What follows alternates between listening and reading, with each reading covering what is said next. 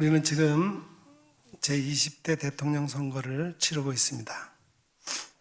어제, 그제 이틀에 걸쳐서 사전 투표를 했고 9일 수요일이 본 투표일입니다. 오늘이 예수님이 고난당하신 것을 기억하며 그 고난에 참여하는 사순절 첫 번째 주일이지만 아무래도 대통령 선거에 관해서 말씀을 전해야 하지 않을까 그런 생각이 들어서 오늘 선거에 대해서 말씀을 준비하게 되었습니다. 먼저 생각해 볼 문제는 교회와 국가의 문제입니다. 교회가 정치에 대해서 뭐라고 말할 수 있느냐 하는 문제예요.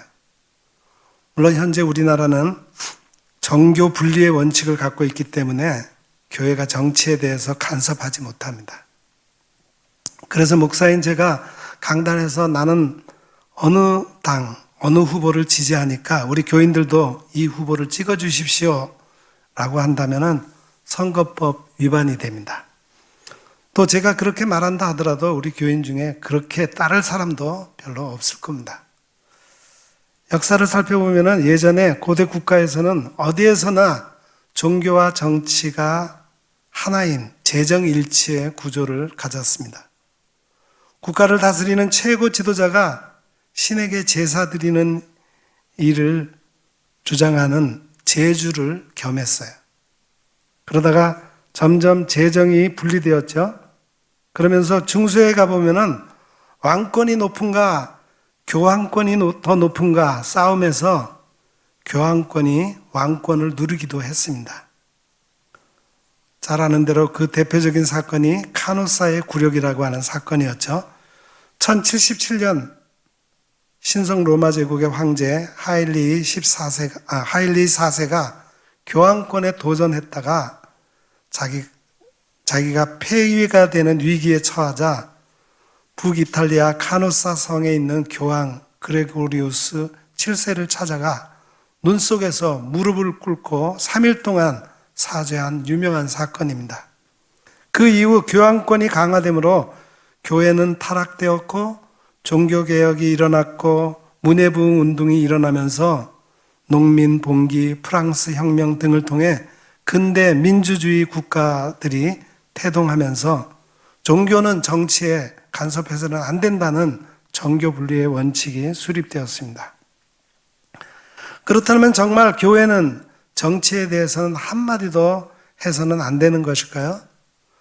물론 교회가 정치권이 하는 일에 대해서 일일이 성명서를 내면서 딴지를 걸어서는 안 되죠. 더구나 우리나라가 기독교를 국교로 하는 나라도 아니고 그것은 아니라고 생각합니다. 그러나 저는 이 세상의 어떤 권력도 하나님께로부터 나온 것이고 하나님이 부여해 주신 것이라고 할 때 그 권력을 백성을 위해 바르게 행사해야 한다는 것을 교회가 얘기할 수 있어야 한다고 생각합니다. 구약의 예언자들처럼 말입니다. 구약의 예언자들은 이스라엘 왕들이 백성을 착취하고 제멋대로 정치할 때 하나님의 정의와 공의를 선포했어요. 오늘의 교회도 이런 예언자적인 기능이 있어야 합니다. 하나님께로부터 부여받은 권력을 자기의 유익만을 위해 사용하여 나라를 망치는 권력자들에 대해서 돌이켜 하나님이 주신 권력을 바르게 사용하라고 분명하게 소리를 낼 수 있어야 한다는 겁니다. 어떻게 예언자적 소리를 낼 수 있습니까? 그것은 바로 선거에 참여하여 올바른 지도자를 선출하는 것입니다. 오늘날 우리 시대의 문제는 정치에 대한 혐오감과 무관심입니다. 그래서 선택 자체를 포기하는 경우가 있습니다. 또한 우리 성도들은 정치를 세속적인 것으로 오해해서 우리의 관심의 대상이 아닌 것으로 착각하기 쉽습니다. 그러나 이것은 우리 사회의 미래에 대한 포기요, 잘못된 사람들이 판을 치게 하여 우리 사회를 지옥으로 몰고 가도 좋다는 책임 회피요 범죄 행위입니다.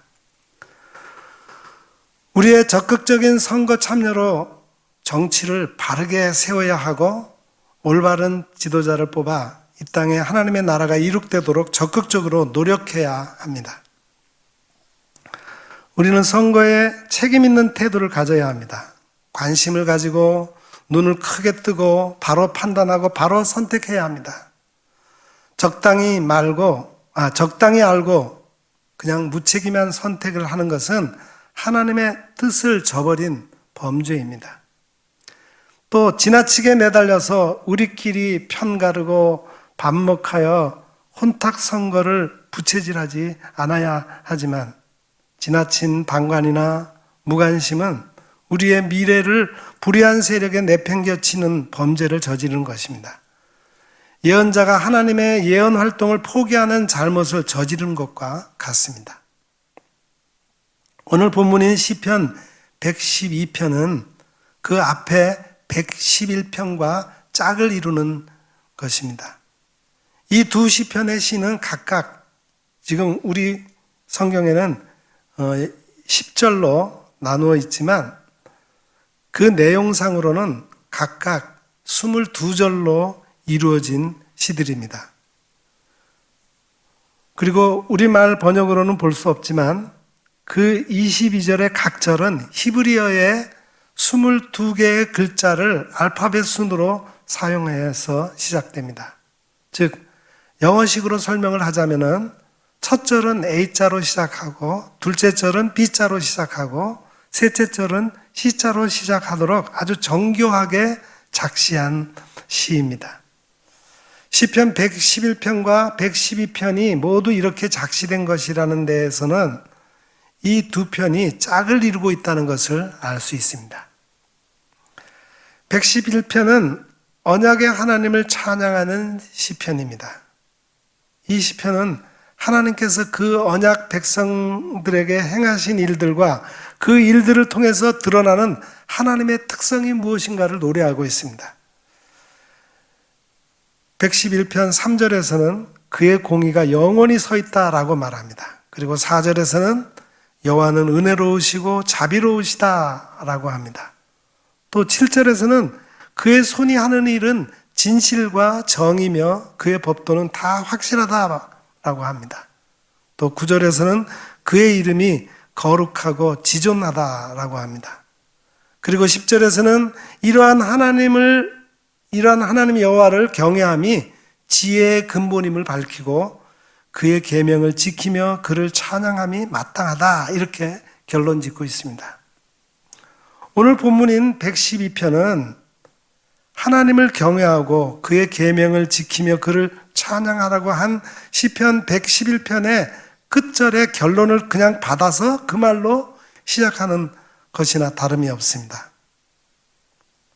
할렐루야 여호와를 경외하며 그의 계명을 크게 즐거워하는 자는 복이 있도다. 111편의 언약의 하나님을 노래하는 것이었다면 112편은 언약의 백성들을 말하는 것입니다. 즉 112편은 111편에서 선포된 그 하나님을 알고 받아들이는 백성들이 누리는 복과 삶의 도리가 무엇인가 하는 것을 가르치는 겁니다.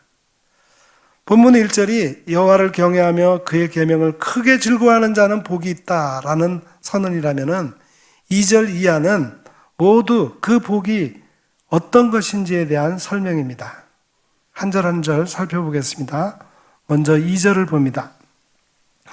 2절에서는 하나님을 경외하고 그의 계명을 지키는 사람이 누릴 첫 번째 복을 언급하고 있어요. 그의 후손이 땅에서 강성하며 정직한 자들의 후손이 복이 있으리로다. 하나님을 경외하고 그의 계명을 지키는 정직한 사람에게는 그 자신뿐만 아니라 그 후손들에게도 복을 주신다는 것, 참으로 큰 복과 은혜가 아닐 수 없습니다. 부모가 정직하고 의롭게 살기 때문에 그 자녀들이 가난하고 고생하며 박해를 받아야 한다면은 그야말로 불행한 일이 아닐 수가 없기 때문입니다. 또 3절에서는 하나님의 백성의 복을 지상에서의 부와 직결시키는 히브리인의 특유한 사고가 드러납니다. 부와 재물이 그의 집에 있으며 그의 공의가 영구히 서 있으리로다. 물론 복을 지상에서의 부와 직결시키는 사고는 예수님의 가르침과는 거리가 좀 있지만 부와 재물이 그의 집에 있다는 것은 그의 공의가 영구히 서 있으리라는 뒤의 말과 더불어 생각해 볼 때 의미 있는 것이라 할 수 있습니다. 즉 재물이 그 자체를 복이라고 보지 않더라도 재물이 있음으로 해서 불의의 유혹에 넘어가지 않고 공의를 계속 지킬 수 있다는 것은 복이라 할 수 있는 겁니다. 의롭게 행하며 살려는 사람이 가난해서 결국 그 의를 포기할 수밖에 없다면 그것은 불행한 일이기 때문입니다. 부가 넘쳐서 교만하여지고 하나님을 잊어버리는 일도 없어야 하겠지만 가난 때문에 범죄하게 되지 않도록 필요한 만큼 채워주시기를 우리는 또한 기도해야 합니다. 다음 4절에서는 정직한 자들에게는 흑암 중에 빛이 일어나나니 그는 자비롭고 긍휼이 많으며 의로운 이로다 그랬습니다. 정직한 자들에게는 흑암 중에 빛이 일어나는 것 또한 복이 아닐 수 없습니다.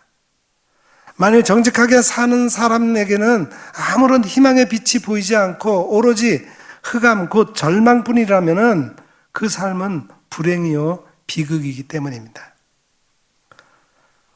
5절에서는 은혜를 베풀며 구워주는 자는 잘되나니 그 일을 정의로 행하리로다 라고 했습니다.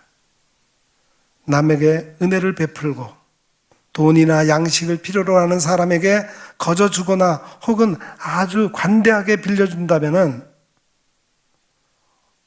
어떠한 불의한 목적이나 계산에 따라서가 아니고 정의롭게 그것을 할 수 있다는 것은 개인에게는 지극히 행복한 일이며 그런 사람들이 있고 또 그런 사람들이 잘 되는 사회는 정말 복된 사회가 아닐 수 없습니다.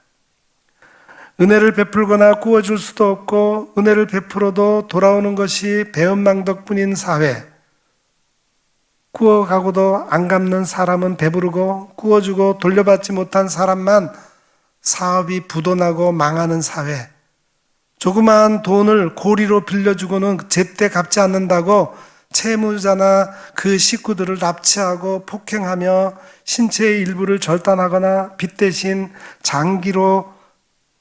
강제로 장기를 적출하게 하고 그 아내나 딸들을 율락가에 팔아넘기는 사회는 악할 대로 악해지고 타락할 대로 타락한 사회입니다.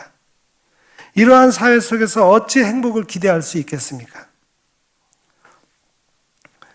그 다음 6절에서는 그는 영원히 흔들리지 아니하며 악인은 영원히 기억되리로다 했습니다. 앞절에서 말한 순수하게 남에게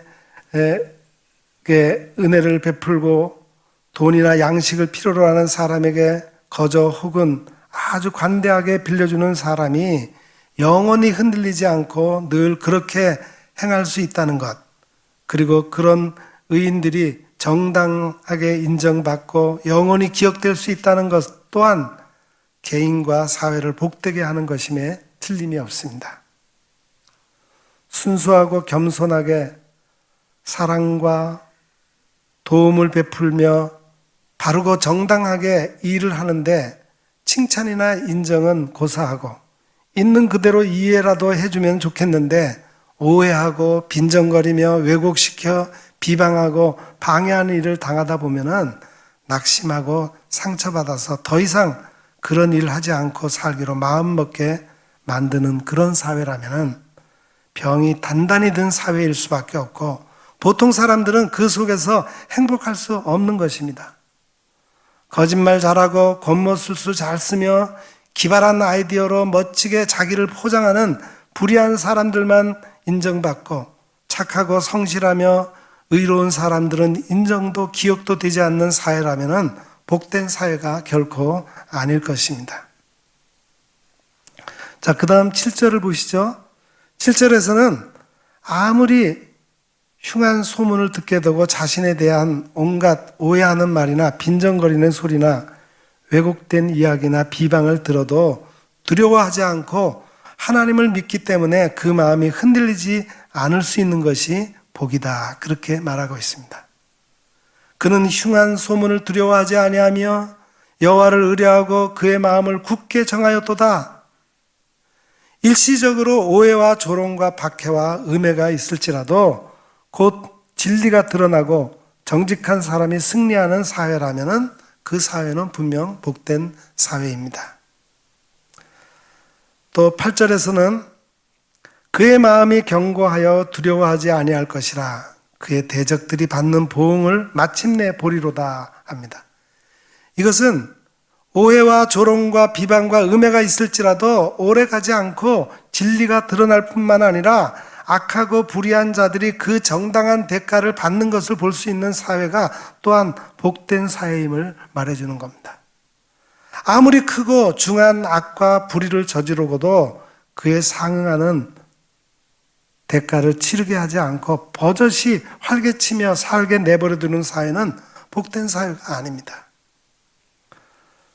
9절에서는 선을 행하고 그 선을 행하는 의가 언제나 곧게 설 수 있으며 그 존엄성이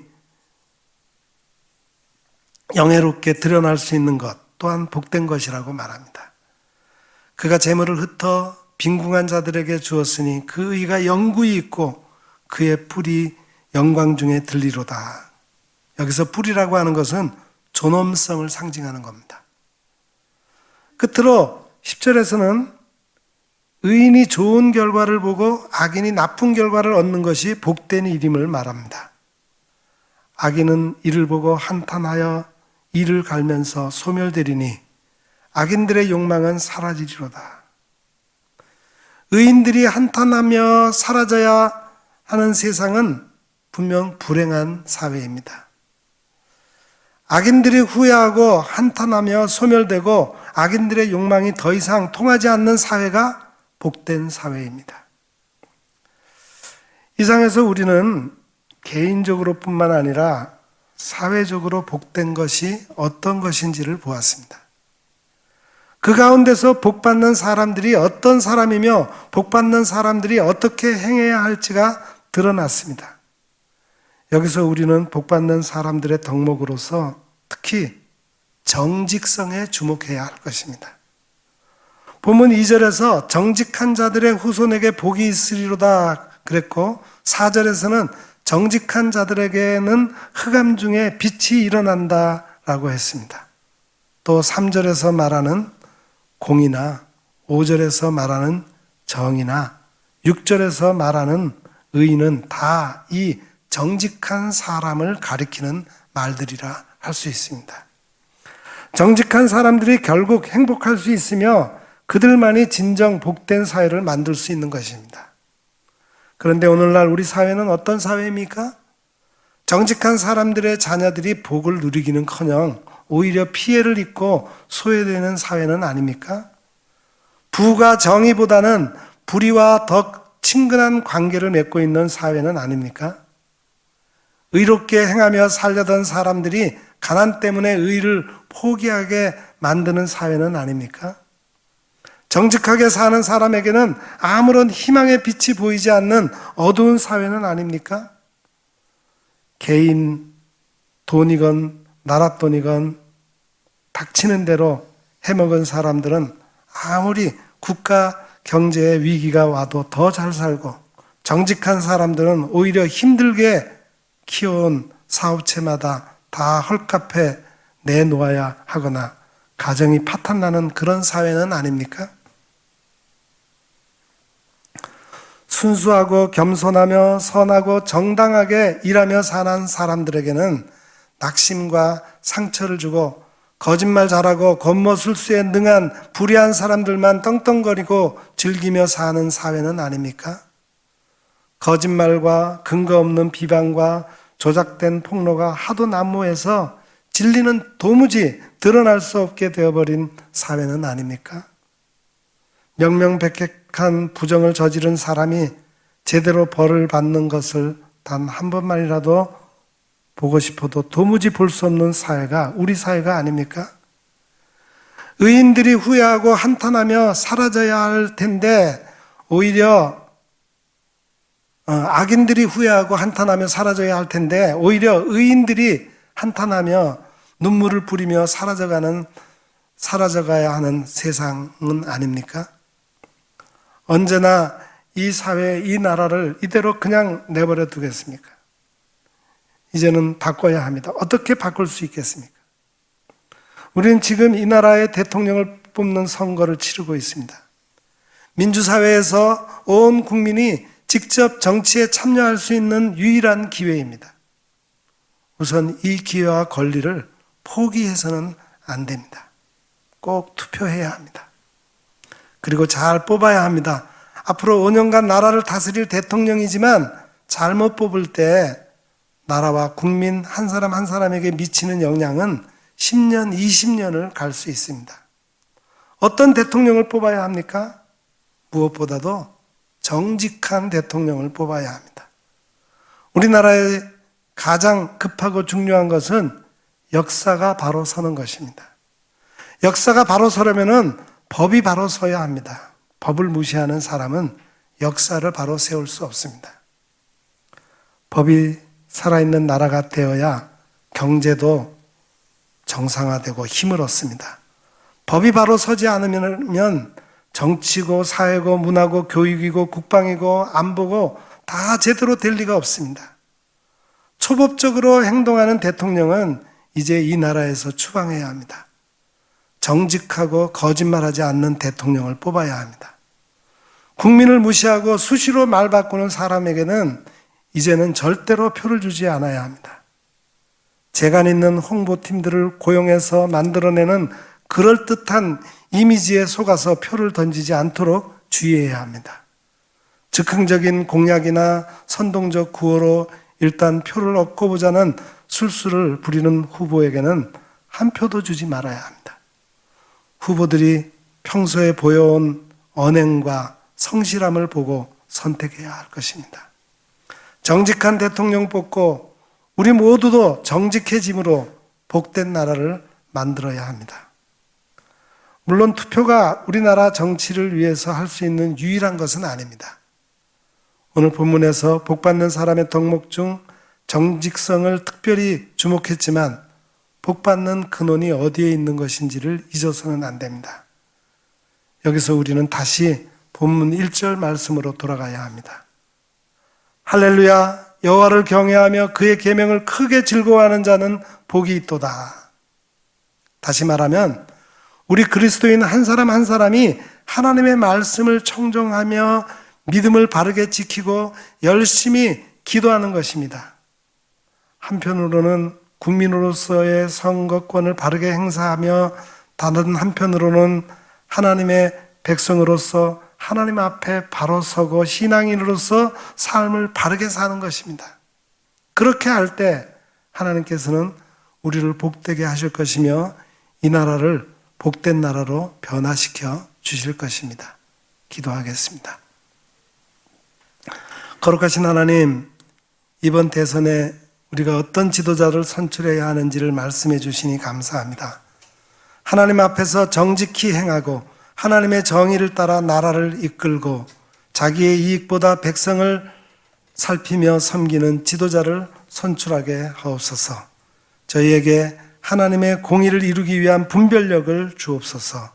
예수님의 이름으로 간절히 기도드립니다. 아멘.